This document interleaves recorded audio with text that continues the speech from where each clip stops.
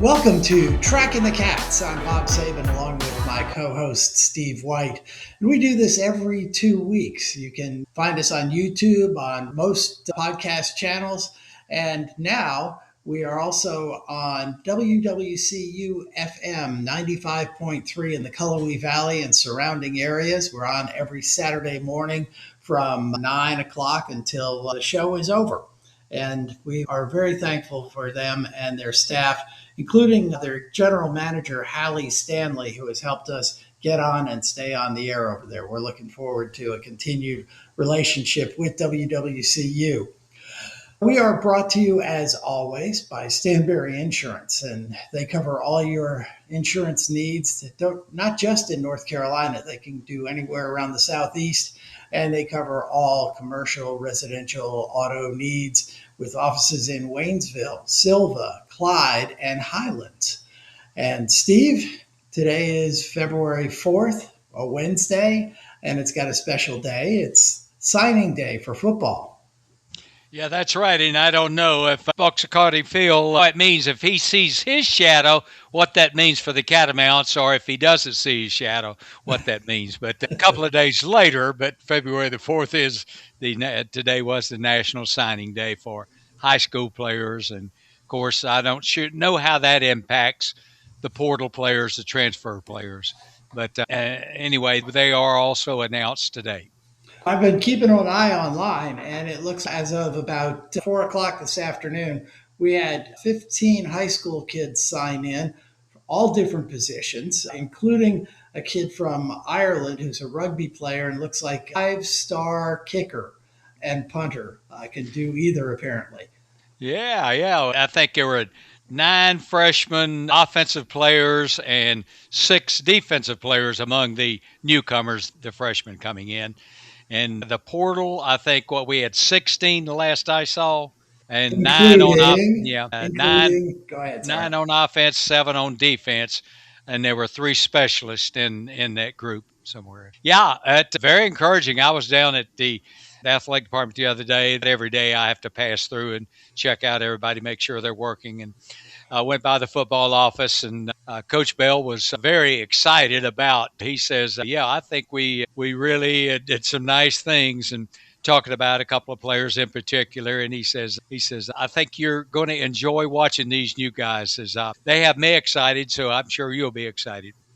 We'll do more on it on our next show. We'll go in depth and talk a little bit more about what the individual players actually are, who they are. Got some great transfers from good schools. So I'm pretty excited about this fall. But yeah, the next podcast in 2 weeks, hopefully, we will have some updates for you on some of these students, both the high school signees as well as the portal transfers. But now it's time to move to our special guest. So, Steve, if you would like to introduce Jake. All right. Jake played for the Catamounts 2007, 2010 under legendary coach Larry Hunter. His 278 three-pointers ranks number 1 all time on WCU's career list. He was the guy that put us on the map after Ronnie Carr. Jake Robinson was the next big three-pointer that made headlines for us. His three-point percentage ranks number 2 all time. He was a 2-time team captain for the Catamounts, the team leader in that 2010 team that won 22 ball games, member of the ESPN All-Academic team in 2010. So Jake just wasn't a jock. He was a student athlete in the greatest sense of the word. Jake came to us from over the Balsams, Pisgah High in Canton. He was all Western North Carolina high school player twice his junior and senior year at Pisgah, led Pisgah to the state 2A championship and a perfect 29-0 record, and was the MVP of the state tournament in his junior season. He scored 53 points in a game against Brevard High School. I don't know if that was his junior season or his senior season. And obviously a first-team All-State player. Quite a resume for Jake. And, of course, after he left WCU, and an all-star athletic career, he also had an all-star academic career. He became president and CEO of the Champion Credit Union based in Canton, and they have 7 branches throughout Western North Carolina, over 110 employees, mainly in Haywood County, but also other parts of Western North Carolina. He's an all-star WCU alum, has been named our Young Alumnus of the Year, served on key search committees.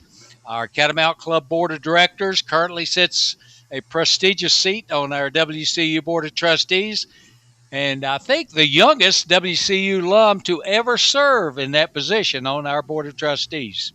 So that's what he did in the past and the present, and who knows what he's going to do in the future. But quite a career up to this point, both as a student, as an athlete, and as a student, and now as a private citizen businessman in Haywood County. And we have to thank him for providing the jersey that you are wearing, which is a commemorative basketball jersey from Yes. 1996. Yes, that we commemorated the 96 team Sunday. There wasn't that many people able to show up from that team. We had good representation, though, and I tell you, we're just so thankful for Jake's participation in this, and it was quite. I've been the last couple of days all over campus watching Western students. Every time I look out the window on both sides of the street, I'll see these jerseys over top of. Some people had overcoats. They had them over top of overcoats. That's So great. it's a little good publicity for Jake on the backside with the Champion Credit Union, and of course Western Carolina basketball on the front. Now you get a chance to actually talk, Jake. Welcome to the program. Thanks, Bob and Steve. It's great to join you. It doesn't take much convincing for me to get on and speak about Western Carolina University. Appreciate the work you guys do highlighting our student athletes and coaches, and I look forward to spending some time with you this evening. Sounds great. Jake, we know you had several options out of high school after your outstanding high school career over at Pisgah. And what brought you to Western Carolina? Yeah, my recruiting journey was pretty unique, Steve. So I actually committed to then head coach Steve Sharina. And going back to my childhood, especially with the jersey you're wearing, Steve, I was a young aspiring athlete. And I remember as I was playing youth basketball, seeing the 96 run and remember seeing the success that the university had in that and the publicity that came with it. And remember Coach Q and, him having the net around his neck at the SoCon tournament and celebrating. And it's funny because when I committed to Western through Coach Sharina, Quill McCullum was on the staff there. And so his enthusiasm, his love for Western was contagious, and it made an impact on me. There was a coaching change during that recruiting journey, and during that time, I listened to some other schools, larger schools, and other Southern Conference schools, and Western just always felt like home. I love the idea of when I was playing, ESPN Plus wasn't a thing. My mom and my brothers and my family and other community members could see me play more, so that was certainly something that was important to me. And so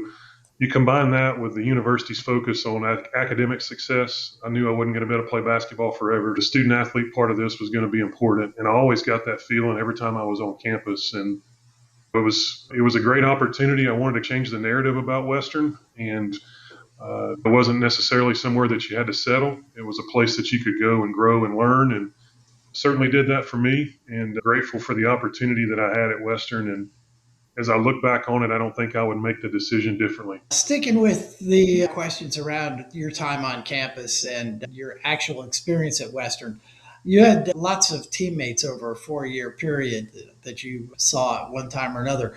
Are you still close to some of those guys? And do you have any special folks that you like to hang with or be in touch with?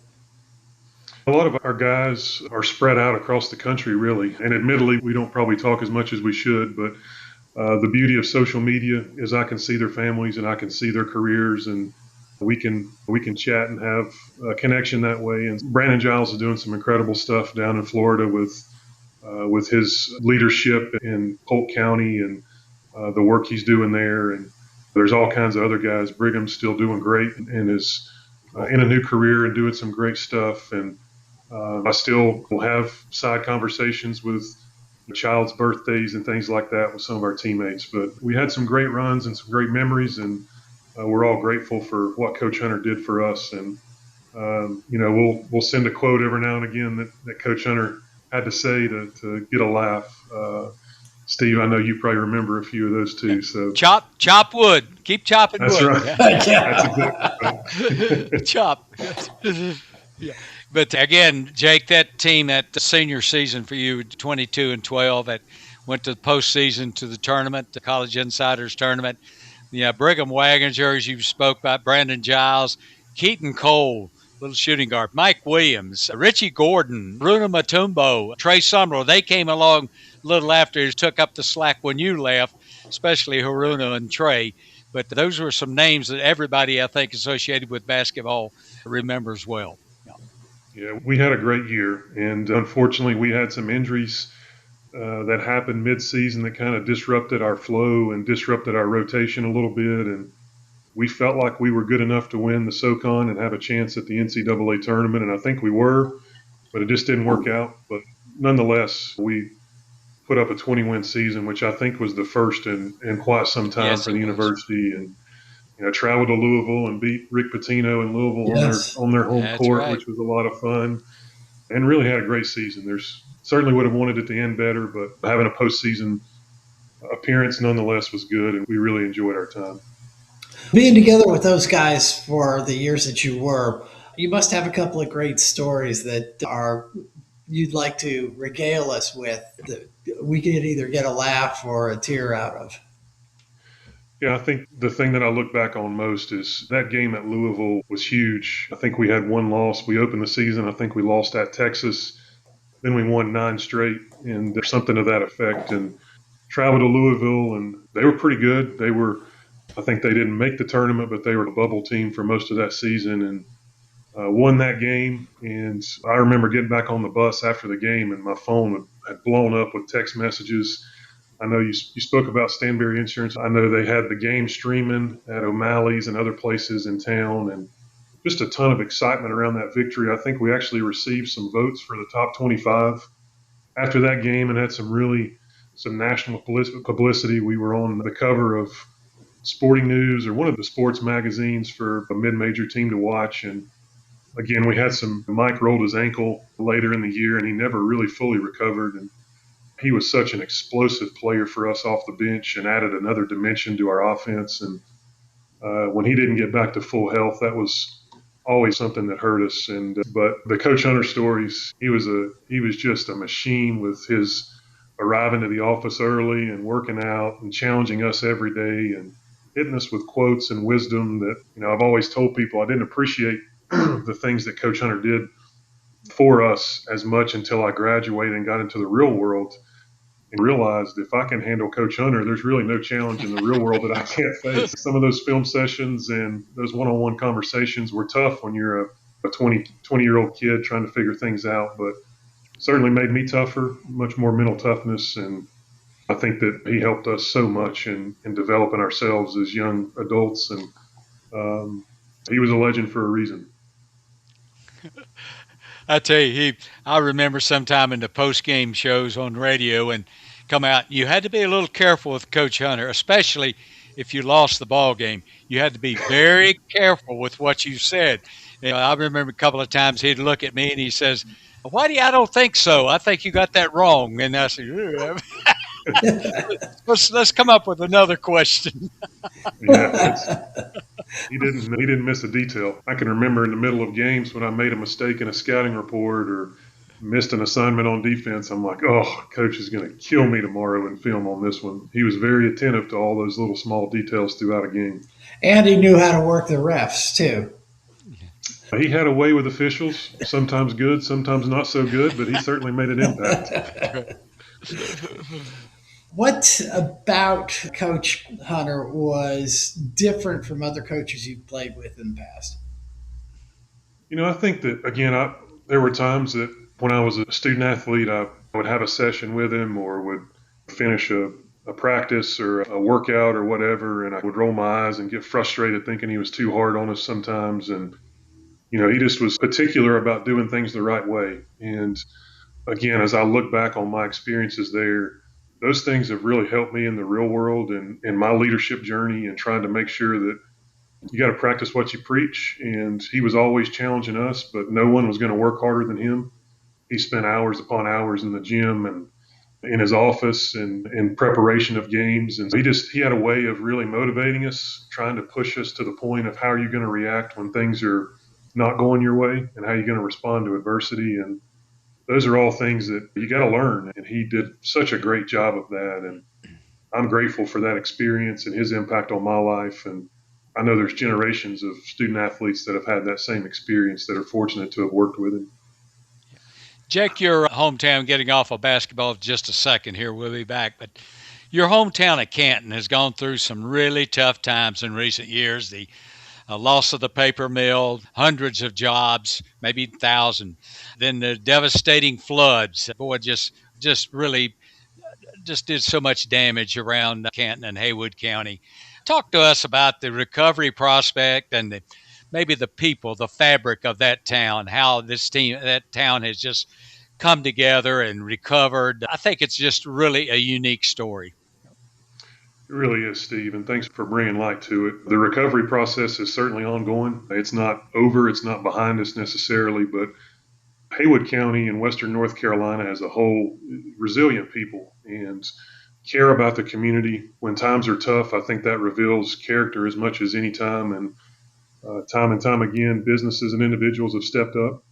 I'm fortunate to work for an organization and sit in a seat where I can impact change and contribute and see things come to fruition in this recovery. And there's been leadership from across industry, from politics, regardless of what aisle you sit on. Everyone's come together to try to help. And the mayor of Canton, Zeb Smathers, is a close friend, and he talks about that it's not just something that's that Milltown strength is not just something that's present when there's a mill there, but it's a mindset and it's a commitment to fighting and never forgetting where you came from. And, that was a big part of my choice in my career. I wanted to go back to the community that helped raise me and make a difference. And fortunately, I've been able to have a hand in some of those things and been involved in the recovery. And I'm very optimistic about where we're heading and what's next. It's going to be different. The fabric and the look of Canton is going to be different now that there's not a mill here, but I don't think that changes the people and the resiliency that we have here. And I'm committed to being here and serving, and I know there's others that will be as well. And we're going to come out of this as strong as we've ever been. Something that my family tried to install in our three kids is a value of hard work, and showing up every day is only half the key to that.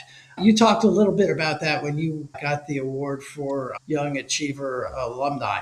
Can you tell us a little bit more about that and how your family instilled that with you?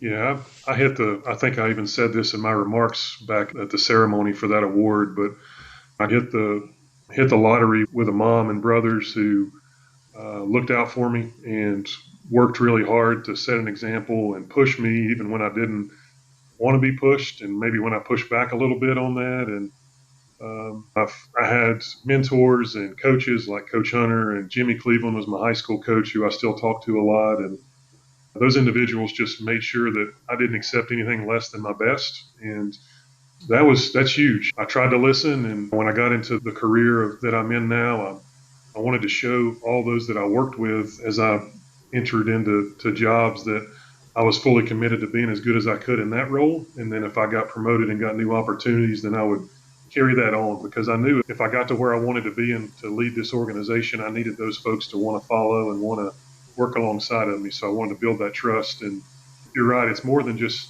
showing up. You got to live out your values, and you got to really demonstrate the behaviors you want to see. You got to make sure that you're the one doing it first. And certainly not perfect. I make mistakes every day, but I'm hopeful that the people that work with me know that my heart's in the right place, and I'm always going to do what's best for our community, our company, and our people. It's what drives me. It's my purpose. It's my motivation, and I hope that I can continue doing that for a very long time. Yeah.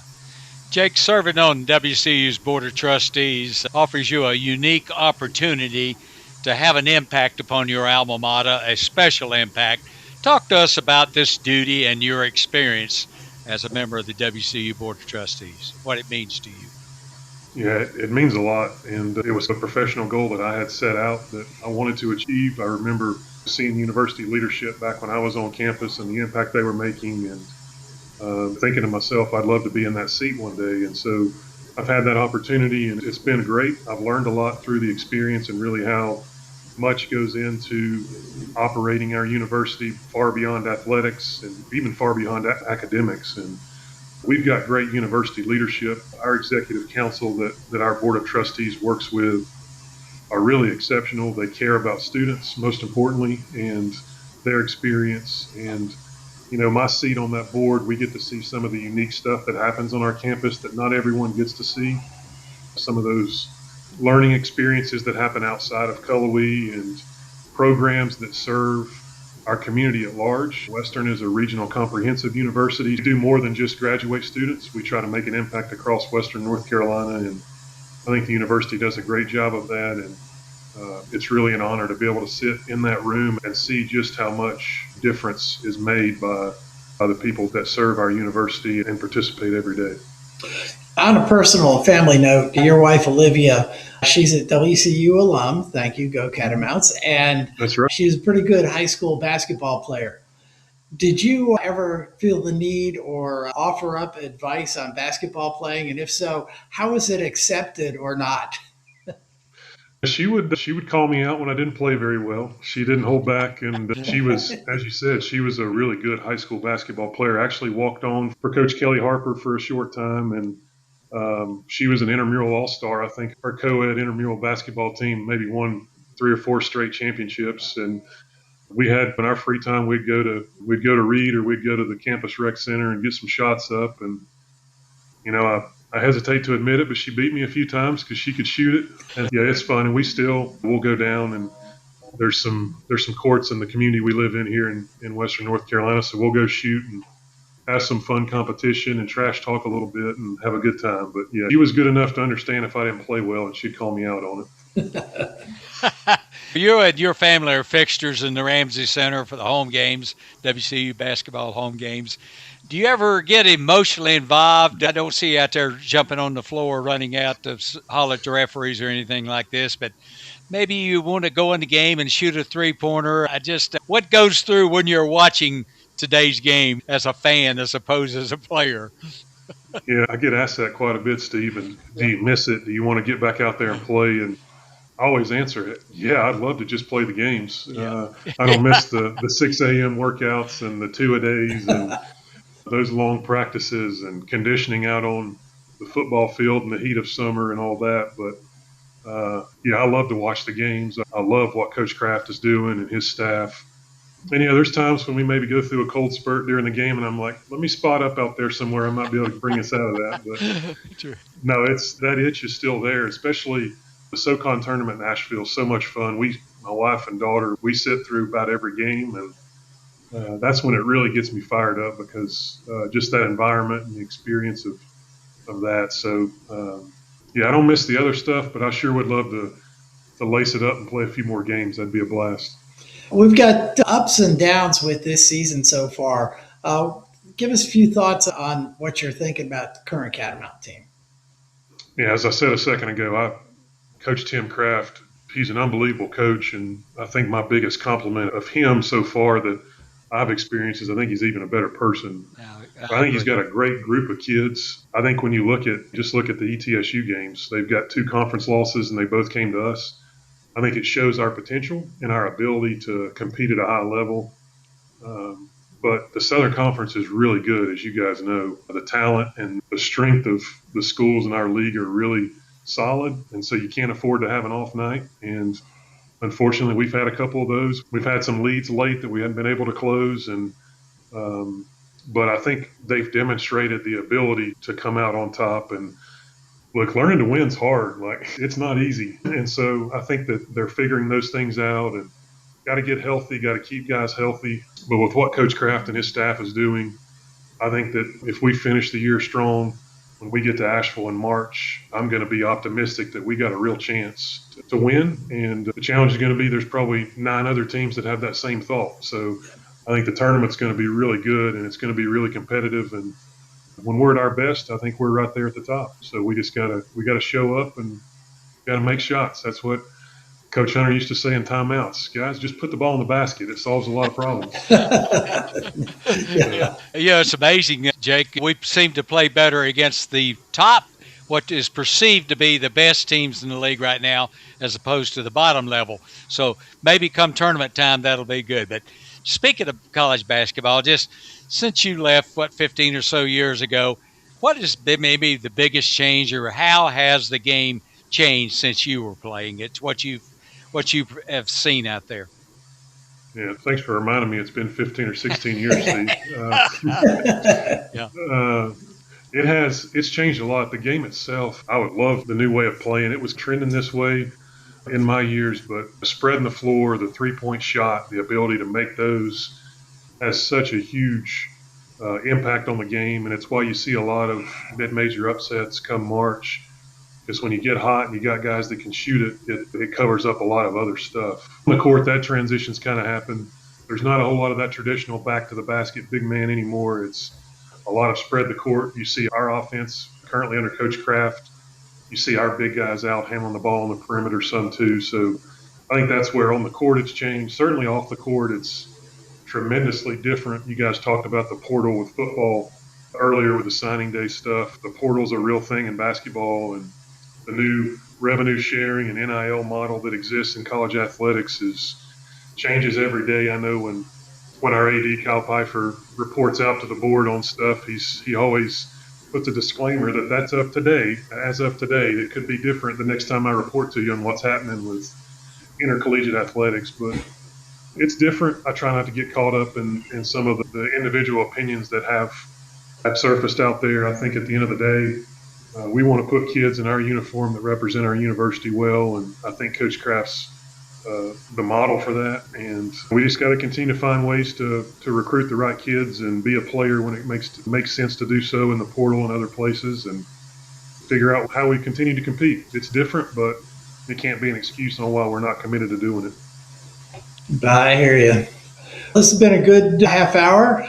Really appreciate your time, Jake. It's been good hearing from you and getting your perspective on all things Catamount, and looking forward to seeing you. I think I'll be up there at the end of the month for the introduction, and hopefully get a couple more ball games in too this season. Steve, you got any last?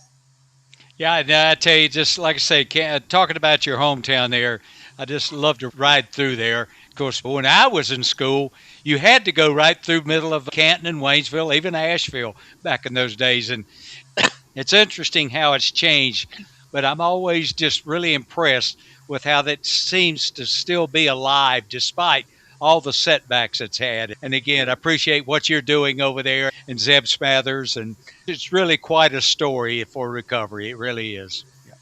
I appreciate that, Steve, and congratulations to you on the recent naming of the press box. There couldn't be a better recipient of that honor, and the work you've done for our university and the knowledge you have, and the fixture you are for Catamount Athletics is special. That was one of the easiest votes I've had as a trustee, is to say, yeah, put his name up there. That's well deserved. Well, let's tell everybody what they're doing is trying to make up from about 55 years ago when we were building Whitmire Stadium, and they came up short on money to finish the field house and the press box stadium area. And they took out my elevator, took out 150 square feet of the press box and the upper film deck. And now maybe this will make me feel like I'm being paid back. There you go. There you go. Well, gentlemen, as always, it's been a great half hour. We appreciate you. That about does it for this edition of Tracking the Cats. We will see you all again in about 2 weeks. And as always, we are brought to you by Stanberry Insurance, 4 offices in Western North Carolina, covering all your insurance needs. We'll see you all in 2 weeks.